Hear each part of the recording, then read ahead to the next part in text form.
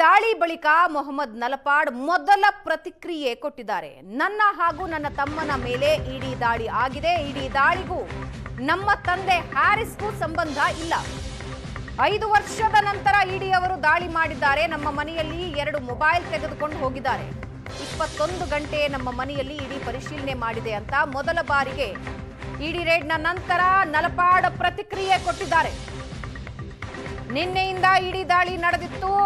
ನಲಪಾಡ್ ಸಹೋದರ ಮತ್ತು ನಲಪಾಡ್ ಮನೆ ಎರಡರ ಮೇಲೂ ಇಡಿ ದಾಳಿ ನಿರಂತರವಾಗಿ ದಾಳಿ ನಡೆಸಿದ್ರು.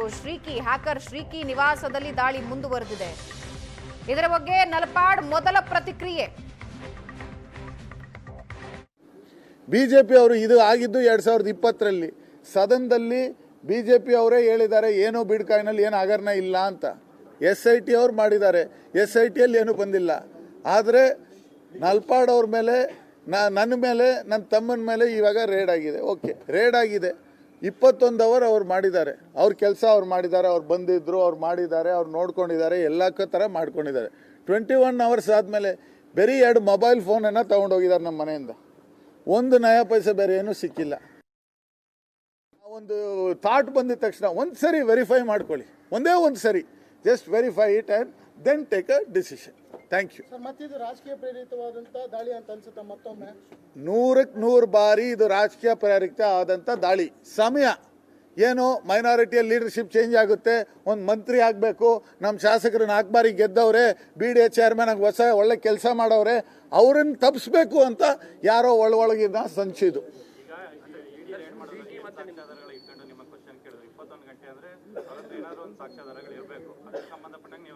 ಸರ್, ಒಂದಿನ ಯಾರಾದರೂ ನೀವು ಇದನ್ನ ಬಿಟ್ಬಿಡಿ.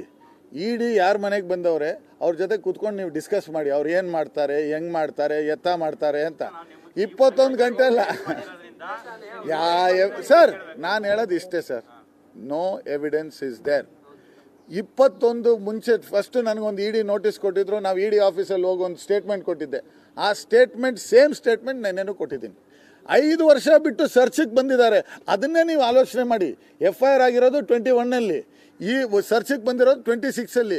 ಏನಾ ಇದ್ದಿದ್ರೆ ಈ BJP ಅವ್ರು ನಮ್ಮನ್ನು ಬಿಡ್ತಾ ಇದ್ರಾ? 6 ವರ್ಷ ನನ್ನ ಬಿಡ್ತಾ ಇದ್ರಾ? ನೆನ್ಸ್ ನೋಡಿ. ನಂದು ಇಷ್ಟು ಸಿಕ್ಬಿಟ್ರೆ ನಮ್ಮನ್ನು ತಗೊಂಡೋಗಿ ಜೈಲ್ಗೆ ಹಾಕಿರ್ತಾ ಇದ್ರು. ಸರ್, ಬಸವರಾಜ ಬೊಮ್ಮಾಯಿ ಅವರು ಮುಖ್ಯಮಂತ್ರಿಗಳಾಗಿದ್ದಂಥ ಸಂದರ್ಭದಲ್ಲಿ ಸದನದಲ್ಲಿ ಈ ವಿಚಾರ ಬಂದಾಗ ಬಿಟ್ಕಾಯಿನ್ನ ಯಾವುದೇ ಸಾಕ್ಷ್ಯಾಧಾರಗಳು ಇನ್ ಹ್ಯೂಮನ್ ಅಥವಾ ಇನ್ ಕಾಯಿನ್ ಎಲ್ಲೂ ಸಿಕ್ಕಿಲ್ಲ. ಇದ್ರ ಬಗ್ಗೆ ಯಾವುದೇ ವಿಚಾರವನ್ನು ನಮ್ಮ ಮುಂದೆ ಇಲ್ಲ. ಇಡಿ ತಗೊಂಡಿದ್ರೆ ಅವ್ರು ವೆರಿಫಿಕೇಶನ್ ಮಾಡಲಿ, ಇನ್ವೆಸ್ಟಿಗೇಷನ್ ಮಾಡಲಿ ಅಂತ ಹೇಳಿದರು. ಅಲ್ಲಿಂದ 6 ವರ್ಷಗಳವರೆಗೂ ಇದು ಹಾಲ್ಟ್ ಆಗಿತ್ತು. ಈಗ ಮತ್ತೆ ಮಾಡ್ತಿರುವಂಥದ್ದು ಇದನ್ನ ಟಾರ್ಗೆಟ್ ಮಾಡ್ಕೊಂಡು ಮಾಡ್ತಿದ್ದಾರೆ ಅಥವಾ ಬೇಕು ಅಂತೇಳಿ ಏನಾದರೂ ನಿಮ್ಮಲ್ಲಿ ನಡೀತಿರುವಂಥ ನಿಮ್ಮ ಪ್ರಶ್ನೆ ಏನಾಯ್ತು? ಒಂದು ನಿಮಿಷ ಸರ್. SIT ನಡೀತಾ ಇದೆ, ಇಡಿ ನಡೀತಾ ಇದೆ. ಏನಾಯಿದ್ರೆ ಅದು ಕೋರ್ಟಲ್ಲಿ ಬರುತ್ತಲ್ಲ, ಜನರ ಮುಂದೆ ಇದು ಬಂದೇ ಬರುತ್ತಲ್ಲ.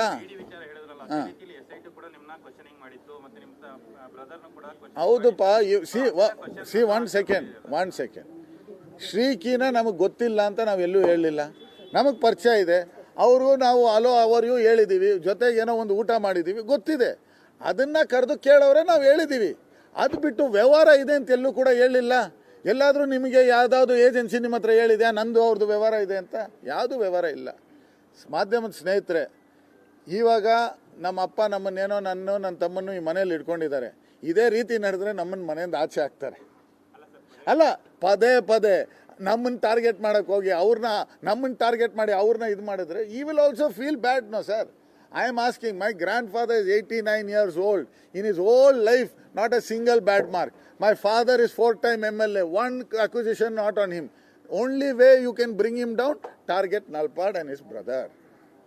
Simple as that. Thank you.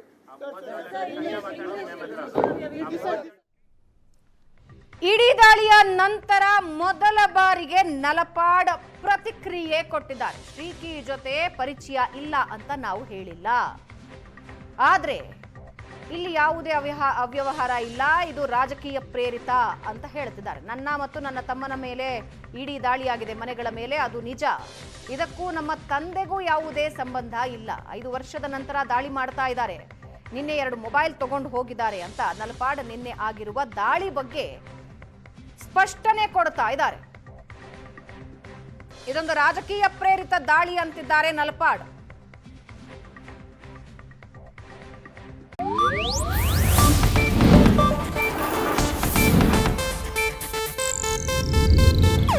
ಇದು ಏಷ್ಯಾನೆಟ್ ನ್ಯೂಸ್ ನೆಟ್ವರ್ಕ್ ಪ್ರಸ್ತುತಿ.